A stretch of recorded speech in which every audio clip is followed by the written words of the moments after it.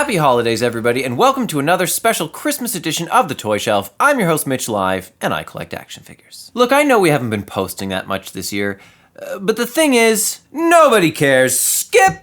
And that's what we've been up to. And we love you all, so don't worry, we're not going anywhere. We're gonna start, as is tradition, by answering some fan comments, because our fans are awesome. Our most commented on video since last year has definitely been the video where I'm fixing my Marvel Select Rhino figure with a little bit of super glue. Some of you found it very helpful. At Dennis Campbell, I really liked your video, you gave me plenty of insight, and you made me laugh. Thanks, Dennis, that's exactly what we were going for. Some of you think I'm completely insane and said things like, at Furry Sanctuary, it will never hold, just a cosmetic repair. At Hulk Smash, nah B, you just be breaking it again. At Noodlefire64 says, terrible fox. He meant fix. The weight of the leg will keep snapping that joint forever, kind of like it did when it was brand new. And to those people I say this, super glue isn't always the best fix, but this is my Predator action figure. One time he fell and he broke right here at the elbow, right on the joint. And I super glued it back on. Now, not that this is a brag or anything, but he's fallen like 25 and 30 times since then. I've moved him from shelf to shelf. There's other weak figures on the shelf that topple over and they knock it. It doesn't matter. He's fallen many times. Never once have I had to re-glue that elbow. That is a strong elbow. It doesn't move anymore, but that was kind of a trade-off I made. Also, this is Rick Grimes. Now, his foot fell off right in the middle of filming an episode. I didn't even drop him. I just literally picked him up out of his foot. I put a little bit of super glue on there, and now this figure stands better than any figure in this collection. I promise, their ankles suck. And the Rhino, he's still standing on a shelf. I'm not gonna move him just in case. And if he fell, he would most definitely break, probably right there. Again, like it did when it was brand new. We also got a lot of people asking for advice on how to fix their figures. At Anna Marta, at Anna I'm Sorry, has an amazing Spider-Man figure with a broken hand and shoulder. At Brooding Soap has a Captain America with his chin chipped off. At Wizard has a DC Multiverse Cyclone figure with a broken foot joint. And I would love to help each and every one of you individually, but since I can't unfortunately look at each of your figures, I will offer you this advice. Every break is different, and you really just have to use your best judgment. If it comes down to you're considering replacing the figure, throwing some $2 super glue on it isn't gonna hurt to try. Again, that fix pretty much guarantees whatever joint you're gluing will never move again, so you have to be okay with that. And if you get super glue somewhere that you don't want super glue, that sucks, and that'll ruin your figure forever. Yeah, whatever. So it's always gonna be risky. We also had a lot of people suggesting their own fixes. There are some great suggestions in the comments. Go check out that video. Thanks to at Big Slim Dog and at Raphael for commenting on our Breaking Bad episode and reminding me what that one accessory that came with Jesse was. It was chili powder. That was his spice melange. We still get people from all over the world commenting on our crushed soda video, which is surprising considering it was an April Fool's joke. Oh, and shout out to at Christian Ada for leaving us some love and letting me know what Sanctum Sanctorum means. We still continue to see comments all across our videos like, at APixelGamer, I feel like these videos should have way more subs. At Guns and Grenades, you really should have more subscribers. At Tony Montana, you're so underrated and funny. I love your channel so much. Let's get this man to 1 mil. And honestly, thank you, that means so much to us, and we're gonna keep responding to all of our comments. Unfortunately, I can't respond to all your comments today, or off-camera Mike starts yelling at me about retention in the algorithm or some shit, but just know that we love and appreciate all of your comments. Our Diamond Select Muppet reviews are still our most popular, and for all our fans eagerly awaiting, our Sam and Rizzo review is on the way. And just in general, you can expect a lot more videos in 2023. Definitely more than 4 at least. Okay, now it's time to get to some toys. All the toys that we're going to be looking at today are all going to be new additions to collections that we've already reviewed. They aren't necessarily new figures, they're just new to my collection. And let's start with our oldest new figure, Clayface. Clayface.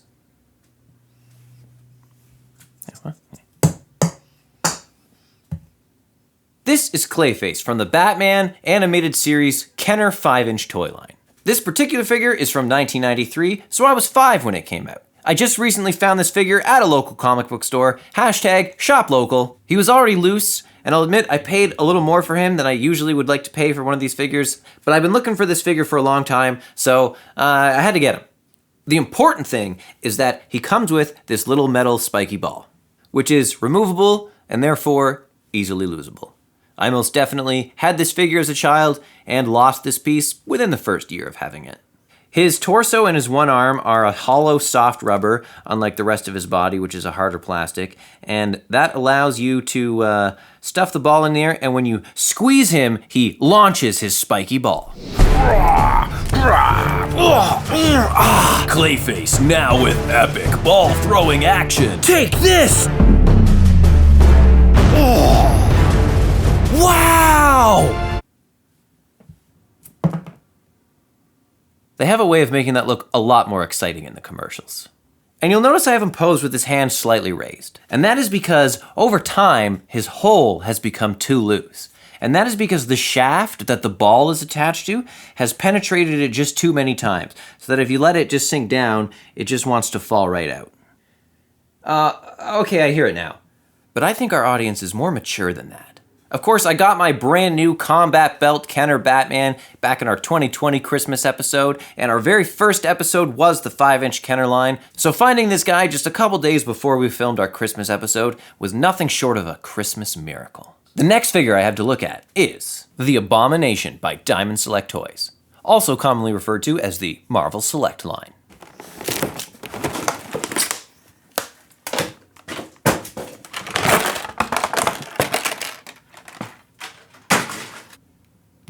So this is a new addition to my Marvel Select collection, and also a bit of a nod to last year's Christmas special, where we had the Hulk chilling by the Christmas tree. This figure was initially released years ago, but this is a re-release that came about after Tim Roth's return as Emil Blonsky in the critically acclaimed and universally loved She-Hulk series on Disney+. I don't have a scale to weigh this action figure, but I am fairly confident that this is the heaviest Marvel Select figure that I own. This is a 7-inch figure line, but of course the figures all range because they are dynamic in height, and this is one of the taller figures. This is just over 10 inches. Whew, he's beastly. The detail on this figure, it's very nice. Very nice. He definitely looks like an abomination. The problem with these hefty figures, though, is how hard they fall if they do get knocked over.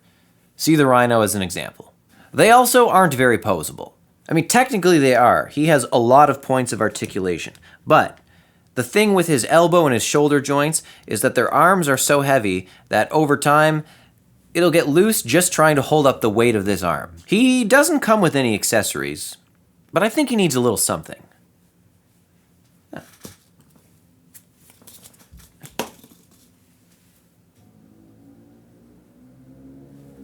There, much better. Even though he looks mean and scary, he's just a man, learning to live with a terrible affliction. Moving on to our next toy, we have a light blue Yoshi, which to be clear, is completely different than a regular blue Yoshi. This is from the 4-inch Jakks Pacific Super Mario line. We have 2 entire episodes dedicated to this figure line, and we cover some more in an earlier Christmas special, and we have a bunch of unboxing videos, so we're gonna go ahead and assume that you're familiar with this toy line. And if not, you got some videos to check out. So this isn't a particularly noteworthy character, he's just another color of a Yoshi. And there's no power associated with a light blue Yoshi that I'm aware of, but let's see what it says on the box here. It says, Yoshis come in a variety of colors with unique abilities to match. When a light blue Yoshi smiles at you, you just have to smile right back. I guess his power is to make you smile?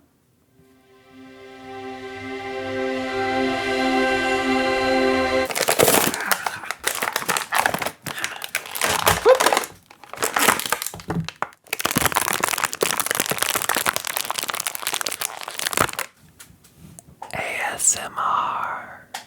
And here he is with his matching Yoshi egg. And those are all the toys that I get to open until Christmas. Except, not only is it Christmas, but it's also Off-Camera Mike's 40th birthday. Happy birthday, Off-Camera Mike. I got you an Oogie Boogie from Tim Burton's The Nightmare Before Christmas by Diamond Select Toys, We also covered this figure line in an earlier episode, right in between Halloween and Christmas, cause is it a Christmas movie? Who knows? But I do know that off-camera Mike was missing an Oogie Boogie, so here he is. I'm sure he won't mind if we open it.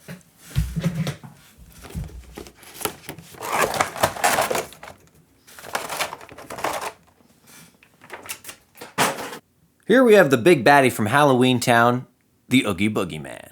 Now this figure does have a few points of articulation, but besides doing this, there's not really a lot of moving he can do. And unlike some other figures in this toy line, he is very sturdy. He doesn't need any help standing on his own. The likeness of this figure is definitely on point. I think he could use some bugs crawling out of his seams. If you look into his mouth, I think you're supposed to be able to see some creatures living inside of his mouth, but other than that, he definitely has a very burlappy look and feel to him, and nice little sewed-up seams. He definitely looks like Oogie Boogie, and I'm sure he'll make a great addition to Mike's collection. And this brings us to the end of another Christmas special and another year together. If you're new here, please help make our Christmas wish come true and hit that subscribe button. Also, make sure to hit us up in the comments and we'll get back to each one of you. Thanks for hanging out with us on the Toy Shelf, and remember, you're never too old to play with toys. Not even off-camera Mike. We'll see you next year.